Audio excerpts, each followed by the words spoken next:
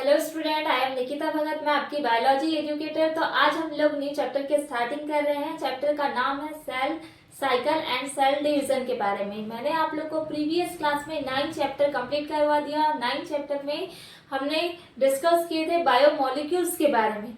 अब new chapter जो है उसकी स्टार्टिंग करते हैं। तो ये जो चैप्टर है जिसमें हम डिस्कस करने वाले हैं किसके बारे में, सेल साइकिल और सेल सिग्नलिंग। चैप्टर कौन सा चैप्टर चल रहा है हमारा, चैप्टर 10, जिसका नाम क्या है, cell cycle and cell division. यानी क्या होगा इसमें, एक तो साइकिल जो सेल जो होगी, ये तो क्या होगा, या तो उसकी पहले क्या हो रहा है, उसका बर्थ होगा, देन उसके बाद में उसकी क्या हो जाएगी, डेथ हो जाएगी। देन डिवीजन का मीन्स होगा कि सेल क्या होती है, डिवाइड होते जा रही है। अब जो पुरानी सेल्स फिर क्या बनेगी, न्यू सेल्स का फॉर्मेशन होगा। इस टाइप से सेल में क्या होते जा रहा है, डिवीजन होते जा रहा है। तो हम डिस्कस करने वाले हैं सेल साइकिल और सेल डिवीजन, यानी कैसे सीक्वेंसली या ऑर्डर के थ्रू सेल में क्या हो रहा है, पर्टिकुलर सेल में अलग अलग फेज आते जा रहे हैं और फिर धीरे धीरे न्यू सेल का भी क्या होते जा रहा है, फॉर्मेशन होते जा रहा है। ठीक है, तो सेल डिवीजन के बारे में डिस्कस करेंगे। तो मैंने बोला जैसे एग्जांपल के लिए हम बात करें सेल की। अब जो इसमें जो सेल होगी उसका एक होगा क्या, बर्थ। सेल का क्या हुआ, बर्थ होगा। बर्थ के बाद में क्या हो जाएगा, इसका बर्थ के बाद में क्या हो जाएगी, डेथ हो जाएगी। अब इसके बीच में जो लगेगा क्या, टाइम पीरियड।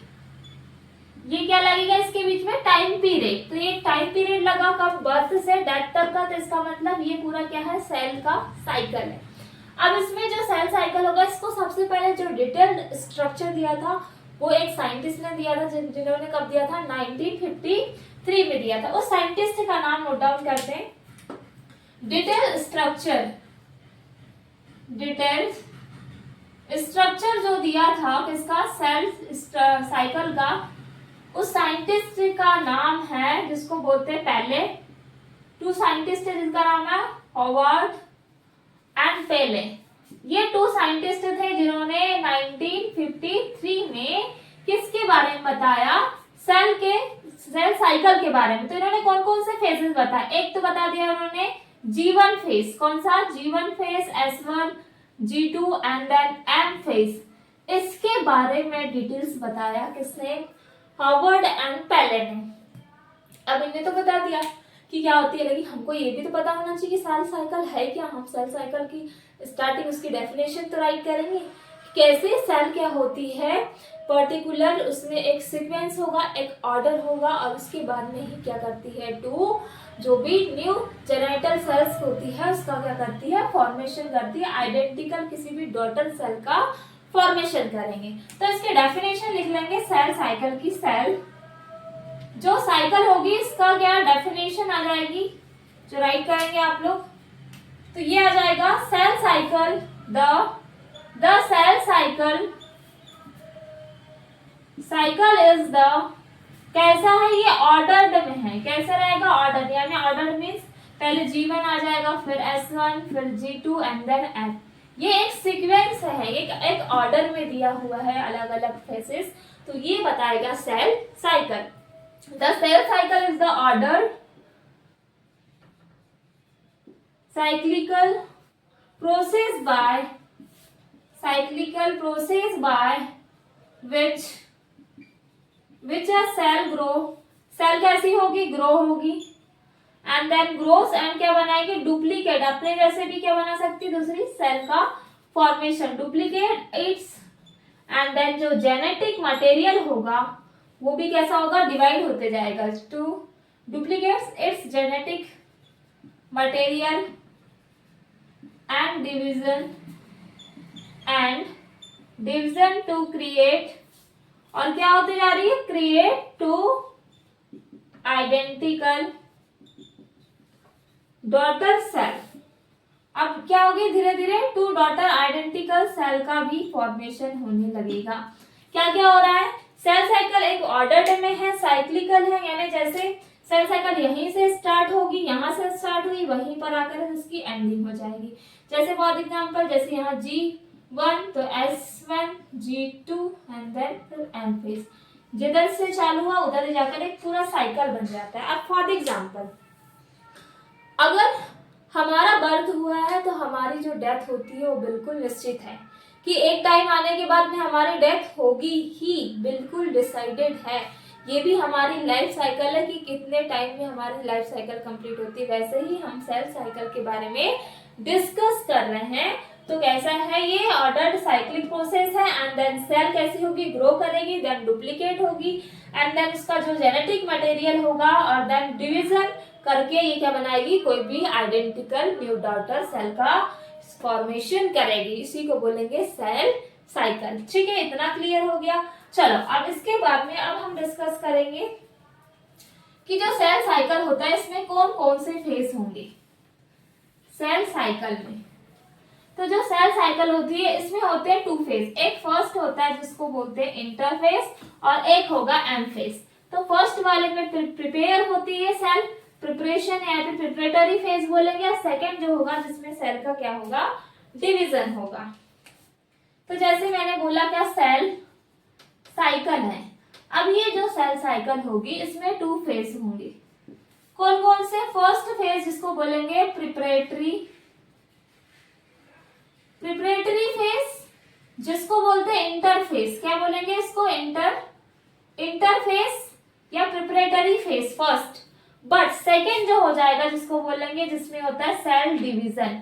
इसमें क्या होगा, सेल डिवाइड होगी, यानी इसको बोलेंगे हम क्या, एम फेज। समझ में आया कि जो सेल साइकिल में 2 फेज होंगे, प्रिपरेटरी फेज, इंटरफेज बोलते हैं, सेल डिवीजन जिसको बोलेंगे एम फेज। ये 2 फेज होंगे किसमें, सेल साइकिल में। अब ये है क्या भाई, कैसे रोल होगा इसका, क्या होगा, उसके बारे में भी डिस्कस करेंगे। तो जो प्रिपरेटरी फेज होगा ये क्या होता है, जैसे फॉर एग्जांपल ह्यूमन की बात करें, ह्यूमन यानी हमारी, तो ह्यूमन में जो टाइम पीरियड रहेगा, क्या टाइम पीरियड, ये साइकिल कंप्लीट होने का टाइम पीरियड ये होता है 23 आवर्स। इतने आवर्स में इंटरफेस में क्या होता है, सेल साइकिल कंप्लीट होगा, किसमें, ह्यूमन में। फॉर एग्जांपल लिया है मैंने। बट सेल डिवीजन जो होगा, देखो कितने घंटे का, टोटल 24 आवर में कंप्लीट होता है सेल साइकिल, किसमें, ह्यूमन में। तो 1 जो आर रहेगा, 1 आर, तो ये जो 1 आर होता है किसमें, ह्यूमन में, ये होगा कौन सा, सेल डिवीजन फेज यानी एम फेज। इतना हो गया। देन जो एम फेज होता है इसको सेल डिवीजन भी बोलेंगे। और देन इसका जो टाइम रहेगा, इसका जो टाइम रहता है कैसा रहेगा, लेस देन कैसा, ये रहेगा 5% टाइम रहेगा, इतना 5% रहेगा। और इसका जो टाइम पीरियड रहेगा इंटरफेस का, तो ये रहता है मोर देन यानी ज्यादा रहेगा, कितना, 95%। इतना टाइम रहेगा इंटरफेस का, और देन सेल डिवीजन का ओनली 5% पार्ट रहेगा। ठीक है, इतना क्लियर हो गया। बट अगर हम इंटरफेस की बात करें तो इंटरफेस को 3 फेज में डिवाइड किया गया है। कौन कौन से आ जाएंगे, फर्स्ट, सेकंड एंड थर्ड, जिसमें मैंने बताया था फर्स्ट इज जिसको बोलेंगे हम कौन सा, G1 phase. First is G1 phase, और इसमें आ जाएगा कौन सा, S phase, G1 phase, S phase and then G2 phase. ये होते हैं फेज जिसमें G1 फेज में जो सेल साइकिल कंप्लीट होने में लगते हैं 11 आवर। इसमें 11 आवर लगेंगे G1 फेज को कंप्लीट होने में। बट S फेज जो होगा इसको लगेंगे 8 आवर, और जो G2 रहेगा इसको लगेंगे कितने, 4 आवर्स। इतना टाइम पीरियड लगता है किसमें, इसके सेल साइकिल कंप्लीट होने में। यानी जो इंटरफेस होगा उसमें G1 phase, GS phase, G2 phase. अब इसमें जो सेल जो बनेगी उसमें क्या क्या डेवलपमेंट होगा, किसमें डीएनए रेप्लिकेट होंगे, किसमें प्रोटीन सिंथेसिस होगा, किसमें क्या क्या चीजें हो रही, G1 में क्या होगा, S फेज में होगा, G2 फेज में क्या होगा, इन सब के बारे में डिस्कस करेंगे। तो क्या क्या चीजें होती है। चलो भाई, अब नेक्स्ट हेडिंग रहेगी कि जो पीरियड ऑफ सेल साइकिल रहेगा, जैसे डिफरेंट टाइप के कुछ ऑर्गेनिज्म हो गया, उनमें कौन कौन सा टाइम पीरियड रहता है उसके बारे में डिस्कस करेंगे। तो पीरियड ऑफ देख लेते हैं सेल साइकिल का पीरियड। जैसे ईस्ट की बात करें, इसमें जो सेल साइकिल जो कंप्लीट होने का टाइम रहता है वो रहता है 90 मिनट। 90 मिनट में ये क्या करता है, सेल साइकिल को ईस्ट जो रहता है वो कंप्लीट कर लेता है। ठीक है, सबका ड्यूरेशन अलग अलग होता है। तो फर्स्ट हेडिंग रहेगी जिसमें मैंने बोला period of cell cycle, cell cycle. तो जैसे मैंने फॉर एग्जांपल के लिए बताया कि इसकी ईस्ट की बात कर रहे हैं, ईस्ट जो रहेगा इसकी जो साइकिल रहेगी वो रहेगी 90 मिनट, इतने मिनट की रहती है इसकी सेल साइकिल। और देन मैंने आप लोग को बता दिया कि इसकी ह्यूमन की बता दिया है। अब बात करें एम्फीबियंस। जो एम्फीबियंस होगा इसमें होता है 6 to 10 आवर, इतना टाइम रहेगा। वैसे ही जैसे ऑनियन पील की बात कर लिया, ऑनियन पील मीन्स क्या होता है, प्याज का छिलका, है ना। एम्फीबिया किसमें आते हैं, एम्फीबिया फ्रॉग, मैंने बताया आप लोग को। ऑनियन जो पील रहेगा इसका जो रहेगा टाइम पीरियड वो रहता है 16 to 10 minute. And then 30 minute रहता है किसका, एम्ब्रियो, किसके एम्ब्रियो का, एम्ब्रियो ऑफ फ्रॉग, जो फ्रॉग का एम्ब्रियो रहेगा उसका रहेगा सेल साइकिल कितना मिनट का, 30 मिनट का। एंड देन जैसे एग्जांपल के लिए बात कर लिए प्लांट्स की, तो प्लांट्स में जिसमें मेरिस्टेम जो सेल होती है इसका टाइम पीरियड रहता है 10 to 30 आवर। ये होते हैं पर्टिकुलर टाइम। और मैंने आप लोग को एक चीज क्या बताया है, जो ह्यूमन होता है, ह्यूमन का होता है 24 आवर का, इतने में क्या हो जाती है सेल साइकिल कंप्लीट। बट कौन कौन सी 2 फेज बताया था मैंने, क्या बताया था, फर्स्ट, सेकेंड एंड सेकेंड। तो फर्स्ट होती जिसको बोलते हैं इंटर फेज। अब जो इंटर फेज होती है यहाँ कंप्लीट होते हैं 23 आवर्स, बट जो एम फेज होगी यहाँ पर कंप्लीट होंगे जिसको बोलते हैं डिवीजन होगा, यहाँ कंप्लीट कितना होगा, पर्टिकुलर 1 आवर लगेंगे यहाँ कंप्लीट होने में। इतना क्लियर हो गया जो मैंने नॉर्मली चीजें आप लोग को बताया। अब हम डिस्कस करेंगे किसके बारे में, इंटरफेस के बारे में, कि इंटरफेस क्या होता है। तो ध्यान से सुनेंगे, जब हम इंटरफेस की बात करते हैं तो इंटरफेस में आते हैं कौन कौन से फेस।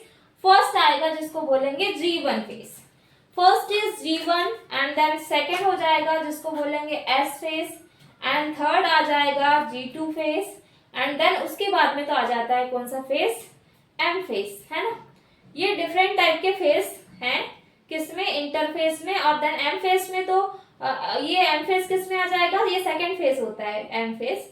और M फेस जो होगा इसमें कौन कौन से इंटरफेस इसमें आ जाएगा, मेटाफेस, एनाफेस और टीलोफेस, ये आते हैं किसमें, M फेस में। तो हम M फेस में जो मिटोसिस, मायोसिस, डिवीजन, एमाइटोसिस, ये डिवीजन को डिस्कस करेंगे हम किसमें, M फेस में। बट मैं आज आप लोग को जो पढ़ा रही मैं आपको इंटरफेस के बारे में। थोड़ी सी डिटेल्स हम देखेंगे किसके बारे में, इसके बारे में, सेकेंड M फेस के बारे में, यानी सेल डिवीजन वाला पार्ट, है ना।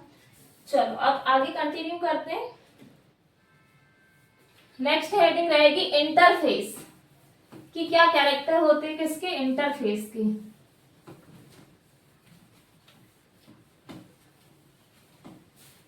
एंड देन इसका एक डायग्राम भी लेवल करेंगे और उसके थ्रू भी समझेंगे हम। तो फर्स्ट हेडिंग जिसमें आएगा इंटरफेस, इंटरफेस।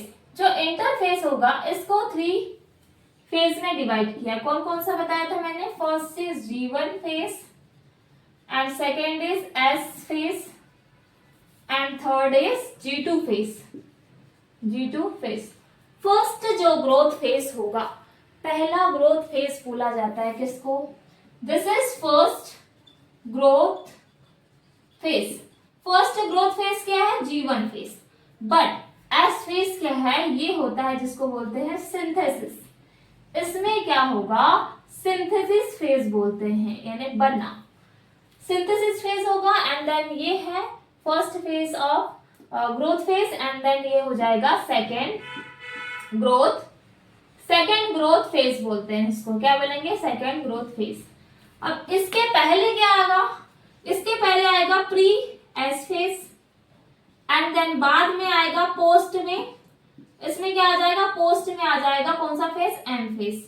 अब मैं इसको डायग्राम के थ्रू बताऊंगी किस टाइप से इसका डायग्राम दिया हुआ है और कौन कौन से फेस कैसे सिचुएटेड है और किसके बाद में जब सेल डिवाइड होते आती है और जो प्रॉपर सेल जो बनती है वो कौन कौन से फेस होकर के जाएगी। ठीक है, तो पहला फर्स्ट है जिसमें अब बनाते हैं हम एक फिगर और उसमें G1 phase, S phase and then G2 phase, तीनों इंटरफेस को हम क्या करेंगे, डिस्कस करेंगे।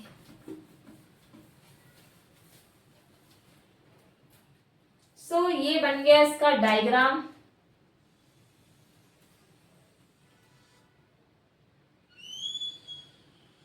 चलो अब ये एक सेल है, अब इसमें पूरे अलग अलग फेस को हम डिस्कस करेंगे। तो मैंने बोला फर्स्ट फेस कौन सा फेस होगा, and then second phase and then third phase और यहाँ पे आ जाएगा एम फेस। तो इस फेस को बोलेंगे G1 phase and this is S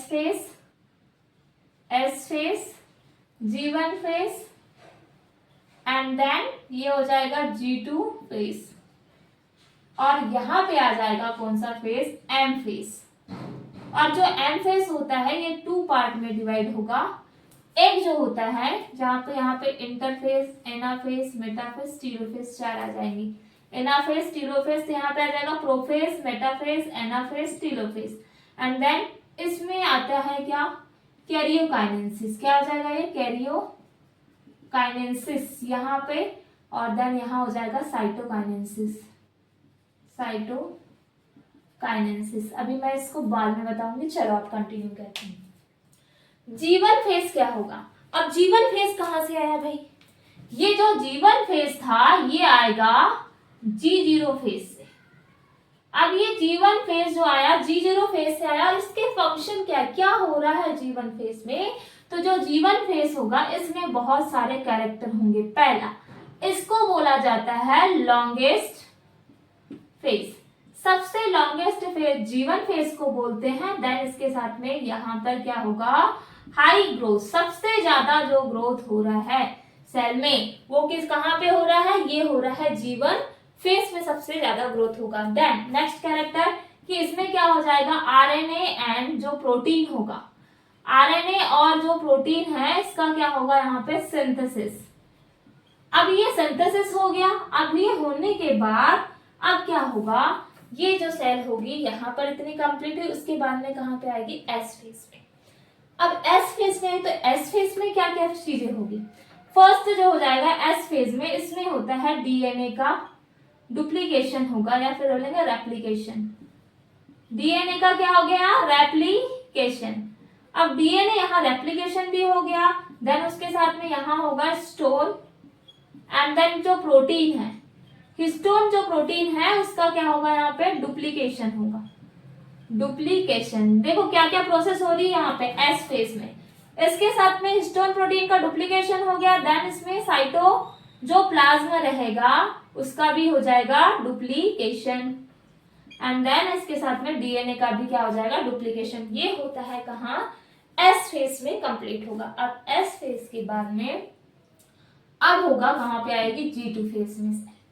अब जो G2 फेज रहेगा इसमें क्या क्या चीजें होगा, फर्स्ट होगा आरएनए, क्या हो रहा है यहाँ पे, आरएनए प्रोटीन सिंथेसिस,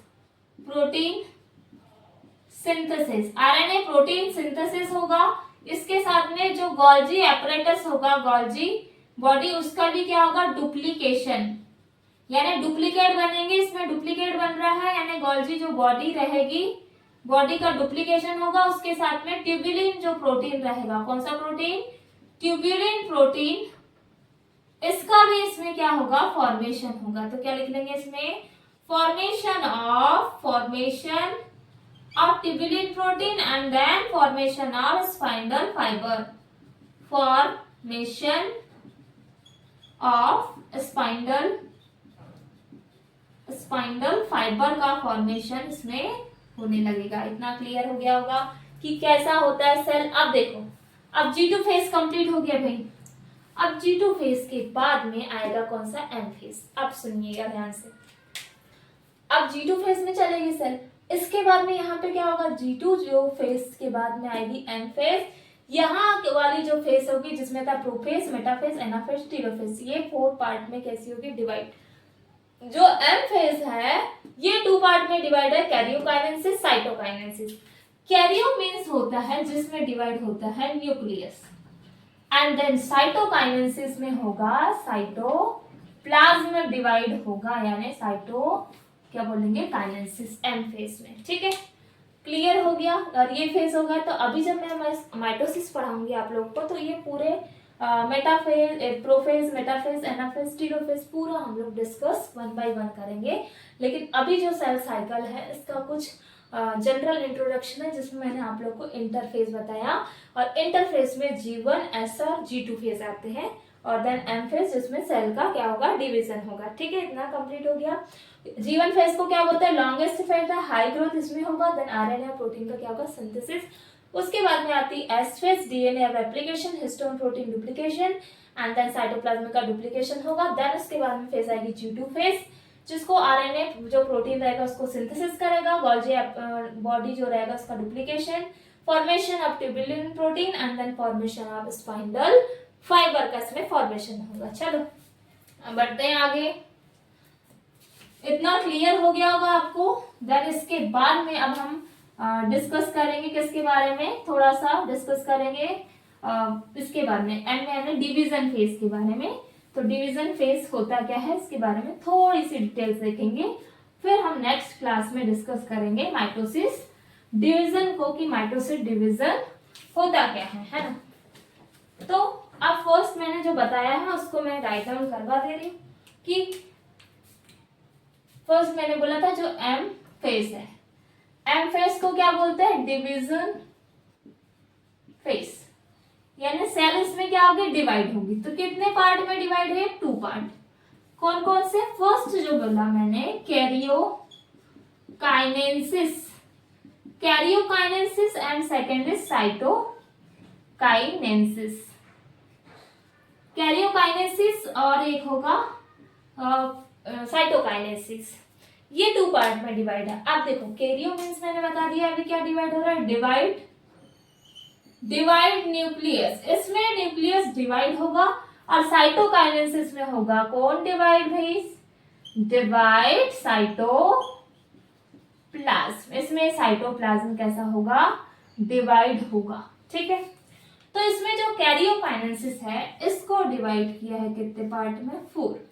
फर्स्ट जिसको बोला था मैंने क्या, prophase, first is prophase, and then metaphase, prophase, metaphase, then anaphase, और एक होता है जिसको बोलेंगे टेलोफेज, टिल्लो नहीं टेलोफेज। ठीक है, प्रोफेज, मेटाफेज, एनाफेज, टेलोफेज। तो इसको ऐसा भी याद करते हैं PMAT, ये याद कर लेना, PMAT यानी prophase, metaphase, anaphase, telophase, PMAT। ठीक है, ये हो गई कैरियोकाइनेसिस। अब इसमें इतना तो डिवाइड कर दिया। अच्छा, ये हो गया कैरियोकाइनेसिस, मैंने समझा दिया आप लोग को। देन ये हो गया हमारा डिवाइड सेल, जिसमें आता है क्या होगा न्यूक्लियस डिवाइड, यानी इसमें डिवीजन ऑफ डिवाइड हो रहा है क्या, साइटोप्लाज्म। अब मैं आप लोग को बता रही हूँ कि जो सेल डिवीजन होता है वो मेन कितने टाइप का होगा। ये हमने क्या किया था, एम फेज का डिवीजन देख लिया। तो जो सेल डिवीजन है, सेल डिवीजन हमको क्या पढ़ना है भाई, सेल का डिवीजन। अभी तक सेल साइकिल बताया मैंने।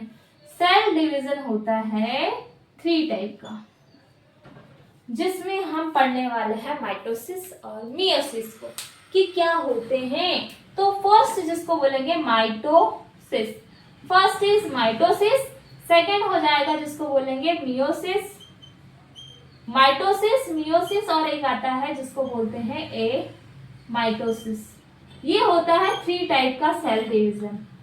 ठीक है, टॉपिक कौन सा, सेल डिवीजन। बाकी मैं माइटोसिस वगैरह बाद में आप लोग को नेक्स्ट क्लास में पढ़ाऊंगी, बट आज मैं जो नॉर्मली जो चीजें पढ़ा रही हूँ आप लोग उसको ध्यान से प्रॉपर नोट्स बनाते चलेंगे। माइटोसिस जो होगा ये होता है, इसमें जो क्रोमोसोम होंगे ये होता है सोमेटिक सेल में, सोमेटिक सेल में होगा माइटोसिस, और देन उसके साथ में इसमें जो क्रोमोसोम रहेंगे वो रहते हैं same chromosome. Same chromosome means जैसे पर्टिकुलर एक सेल है, इसमें है 46 क्रोमोसोम, तो इसकी जो डॉटर सेल्स होगी उसमें जो क्रोमोसोम जाएंगे 46 एंड देन 46। इस टाइप का जो अरेंजमेंट रहेगा ये है क्या, क्रोमोसोम। और कहाँ प्रेजेंट रहते हैं, न्यूक्लियस में। ठीक है, इतना होता है क्या माइटोसिस में। बट जो मियोसिस होगा ये होता है रिप्रोडक्टिव सेल।